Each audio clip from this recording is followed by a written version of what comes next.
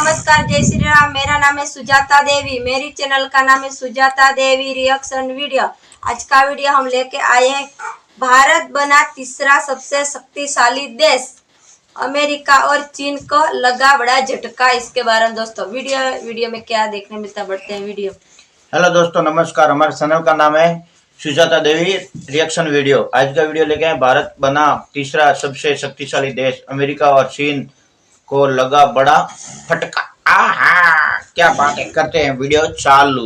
दोस्तों, अगर मैं आपसे कहूं कि अमेरिका और चीन के बाद भारत दुनिया की तीसरी सबसे बड़ी इकोनॉमी वाला देश है और जल्द ही भारत अमेरिका को भी पीछे पछाड़कर दुनिया की दूसरी सबसे बड़ी अर्थव्यवस्था बन जाएगा, तो पहली बार सुनकर शायद आपको यकीन ना हो और आपको लगे कि हम झूठी खबरें फैला रहे हैं, लेकिन ऐसा बिल्कुल भी नहीं है।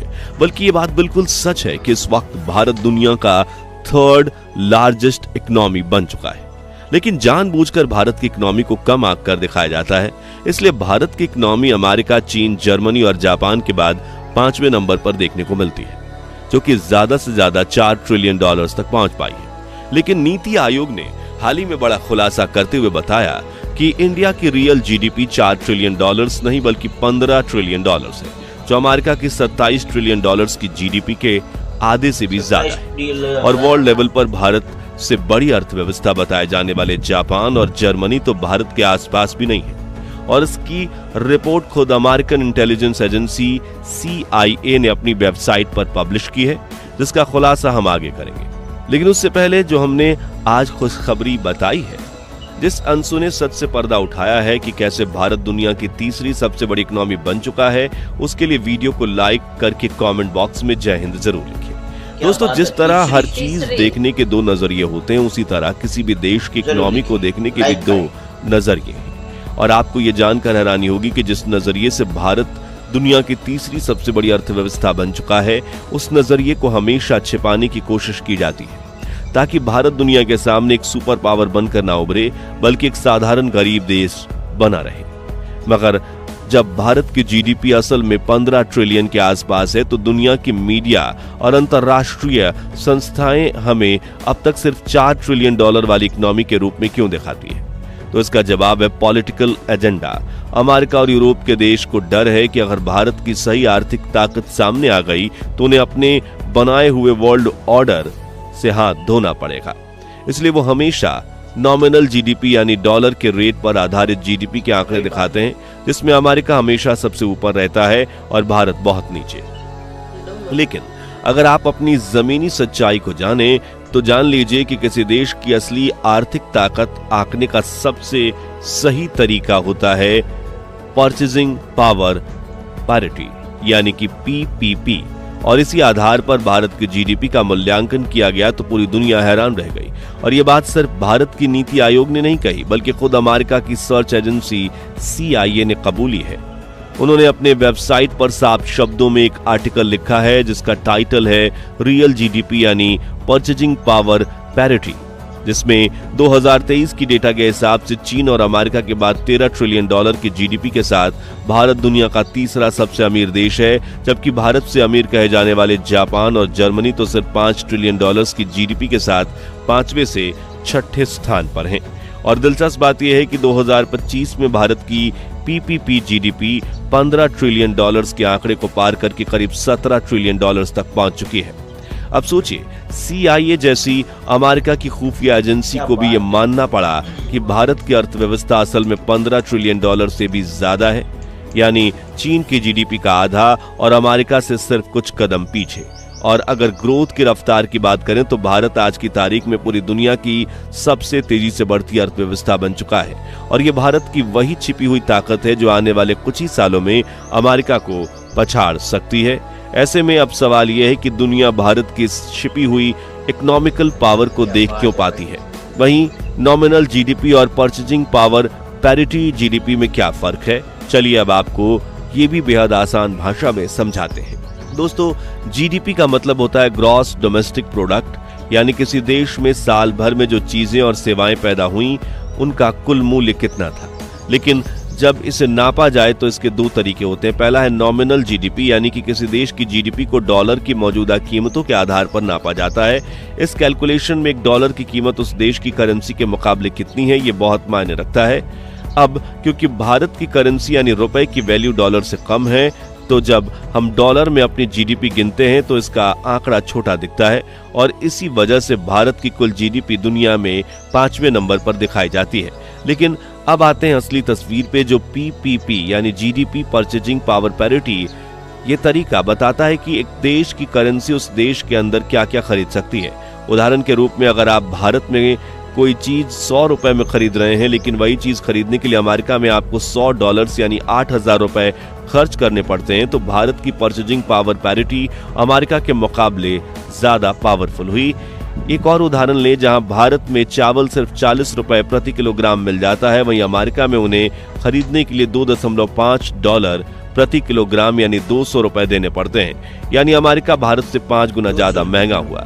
यही कारण है कि पीपीपी में भारत की असली ताकत सामने आती है, क्योंकि भारत में सामान, सेवाएं, मैन पावर, प्रोडक्शन और टेक्नोलॉजी सब कुछ सस्ते और तेजी से मिलते हैं। चौंक गए ना? लेकिन ये सब बस शुरुआत है। हम ऐसा खुलासा करने जा रहे हैं जिसके बारे में जानकर आपके दांतों तले उंगलियां दब जाएंगी।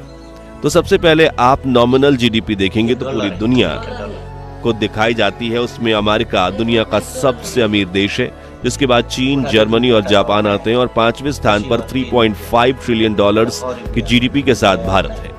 लेकिन अब आप रियल जीडीपी यानी परचेजिंग पावर पैरिटी से दुनिया के टॉप 10 सबसे अमीर देशों को जीडीपी पर देखेंगे तो यह ग्राफ साफ दिखेगा। $17.4 ट्रिलियन की जीडीपी के साथ भारत दुनिया का तीसरा सबसे अमीर देश है, जबकि चीन तो $39 ट्रिलियन की जीडीपी के साथ अमेरिका को भी पीछे छोड़कर दुनिया का सबसे अमीर देश बन चुका है। वहीं यहाँ एक इंटरेस्टिंग पॉइंट ये भी है कि इस हिसाब से इंडोनेशिया, जिसे दुनिया के सबसे गरीब देशों में दिखाया जाता है, वो भी दुनिया का 7वां सबसे अमीर देश है, वो भी $4.9 ट्रिलियन की जीडीपी के साथ। अब यहाँ साफ जाहिर है कि इस लिस्ट में अमेरिका काफी कमजोर दिख रहा है। इसलिए दुनिया की बड़ी एजेंसियां और मीडिया संस्थाएं जानबूझकर नॉमिनल जीडीपी की रैंकिंग दिखाती है, ताकि अमेरिका हमेशा दुनिया की लार्जेस्ट इकोनॉमी और ग्लोबल सुपर पावर बना रहे और भारत को एक गरीब विकासशील देश की छवि में बांधे रखा जाए। जबकि central intelligence agency, international monitoring fund और खुद वर्ल्ड बैंक के इनसाइड रिपोर्ट्स कहती हैं कि भारत अब अमेरिका और चीन के बाद सबसे मजबूत इकोनॉमिक पावर बन चुका है। अब जरा सोचिए, जिस देश को आज भी कई इंटरनेशनल रिपोर्ट्स में गरीबी, भुखमरी, बेरोजगारी और कुपोषण से जुड़ा जाता है, वो देश अब $17 ट्रिलियन की इकोनॉमी बन चुका है। ये कोई चमत्कार नहीं, ये भारत की जनता, इंडस्ट्रियल, किसानों, युवाओं और टेक्नोलॉजी का नतीजा है। भारत की कंपनियां आज पूरी दुनिया में इन्वेस्ट कर रही हैं। भारत की डिजिटल इकोनॉमी पूरी दुनिया में सबसे तेजी से बढ़ रही है और भारत का स्टार्टअप इकोसिस्टम दुनिया में 3रे नंबर पर है। दोस्तों, भारत की इकोनॉमी सिर्फ नंबर्स की कहानी नहीं है, ये कहानी है 140 करोड़ लोगों के सपने की, उनकी कड़ी मेहनत और उनकी आत्मनिर्भरता की, जो हर गुजरते साल के साथ मजबूत हो रही है। आज भारत के पास दुनिया की सबसे बड़ी पूंजी है, उसकी युवा आबादी। जहां अमेरिका, जापान और यूरोप के देश में बूढ़ी आबादी जनसंख्या है, वहीं भारत की 65% से ज्यादा आबादी 35 साल से कम उम्र की है। यानी हमारे पास वो वर्क फोर्स है जो न सिर्फ भारत को आगे ले जा सकती है बल्कि पूरी दुनिया को चला सकती है। आज भारत सिर्फ परंपरा और संस्कृति नहीं बल्कि टेक्नोलॉजी और इनोवेशन का भी दूसरा नाम है। यूपीआई का ही उदाहरण ले लीजिए, वो डिजिटल सिस्टम जो आज अमेरिका, फ्रांस, सिंगापुर जैसे देशों से भी भारत इससे ही मांग रहे हैं। ये वो सिर्फ शुरुआत है। भारत की आईटी इंडस्ट्री, सर्विस सेक्टर और हेल्थ केयर आज दुनिया की रीढ़ बन चुके हैं। चाहे वो गूगल हो या माइक्रोसॉफ्ट, वहां की लीडरशिप से लेकर बैक एंड तक सब कुछ भारत के दिमाग से चलता है। सिर्फ इतना ही नहीं, जब भारत डिफेंस सेक्टर में भी आत्मनिर्भरता की मिसाल बन रहा है। भारत ने न सिर्फ अपने फाइटर जेट्स बनाए बल्कि ड्रोन टेक्नोलॉजी, बैलिस्टिक मिसाइल्स और एंटी सैटेलाइट वेपन्स जैसे हाई एंड सिस्टम खुद भी तैयार किए। वहीं इसरो की बात करें तो भारत का स्पेस प्रोग्राम अब बच्चों का खिलौना नहीं रहा। चंद्रयान, गगनयान, सूर्ययान, अब सेकंड सेमीकंडक्टर मिशन के जरिए भारत टेक्नोलॉजी का नेतृत्व करने की ओर आगे बढ़ रहा है। भारत अब सिर्फ मोबाइल बनाना नहीं बल्कि उनके चिप्स यानी प्रोसेसर और सेमीकंडक्टर तक बनाने में उतर गया है, जो दुनिया की असली ताकत है। अब सवाल आता है कि अगर भारत इतना ताकतवर है तो फिर नॉमिनल जीडीपी हम इतने पीछे क्यों पड़ जाते हैं इसमें? तो इसके दो मुख्य कारण है। पहला, रुपए की वैल्यू डॉलर से कम है, जहां करीब 85 रुपए के बराबर एक डॉलर है। इसलिए जब हम नॉमिनल जीडीपी की बात करते हैं तो यहां हम पीछे हो जाते हैं। दूसरा कारण ये है कि भारत में चीजें सस्ती हैं। दिल्ली में आप 500 रुपए में 4 लोग भरपेट खाना खा सकते हैं, वहीं न्यूयॉर्क में 500 रुपए यानी $6 में सिर्फ एक कॉफी भी शायद ही मिले। यही वजह है कि हम नॉमिनल जीडीपी में पीछे रह जाते हैं, क्योंकि हमारा ग्रॉस डोमेस्टिक प्रोडक्शन तो ज्यादा है लेकिन उसकी वैल्यू ही नहीं है। ऐसे में हम प्रगति तो कर ही रहे हैं, बस समय के साथ रुपए की वैल्यू बढ़ेगी और भारत जल्दी ही वर्ल्ड इकोनॉमी पर राज करेगा। तो दोस्तों, पीपीपी जीडीपी के मामले में भारत अमेरिका और चीन को कब तक पछाड़ पाएगा और भारत के सुनहरे भविष्य को लेकर आपकी राय क्या है, कमेंट्स में बताइए। ये वीडियो अच्छी लगी हो तो इसे लाइक और शेयर जरूर कीजिए। उम्मीद करते हैं 11,000 लाइक्स की, और ऐसी अनसुनी अनकही सच्ची खबरों के लिए हमारे चैनल को सब्सक्राइब करके पास वाली घंटी जरूर बजा दीजिए। जय हिंद, वंदे मातरम। दोस्तों नमस्कार, यह वीडियो तो खत्म हो गया है। चाइना और अमेरिका और भारत, ये पूरे वर्ल्ड के अंदर अभी 3 एक्के चल रहे हैं, ठीक है ना। और 3 एक्के में से चाइना तो देखो सबसे टॉप पे पहुंच गया है, ठीक है ना। और अमेरिका बोलता था सुपर पावर, वो अभी दूसरे नंबर पे है। और अभी भारत अपना जो एकदम वो क्या कछुए की चाल चल के देख तीसरे नंबर पे आ गया है, ठीक है। हाँ, अपना भारत तो मगर पूरा वर्ल्ड ऐसा अमेरिका को दिखा रहा है कि वही बादशाह है, ठीक है ना।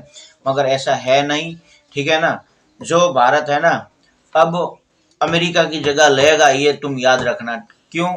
कि भाई वहां पे एक आबादी कम है और हमारे भारत में कितनी आबादी, आप समझ लो, ठीक है ना। तो भी अपन इसको लेके चल रहे हैं और सबसे तेजी से चल रहे हैं, ठीक है ना।